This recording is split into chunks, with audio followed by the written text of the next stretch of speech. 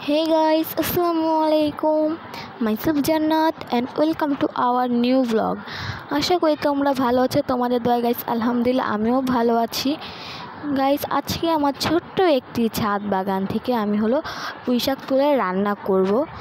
তো চলো পুঁইশাক তোলা যাক। এখানে আমি পুঁইশাক তুলছি। আমি এক বালতি মাটিতে অনেকগুলাই পুঁইশাকের ডাঁটা লাগিয়েছিলাম। সেগুলো থেকে মাশাআল্লাহ দিলে অনেকগুলাই পুঁইশাক হয়েছে। দেখেন কতগুলো হয়েছে।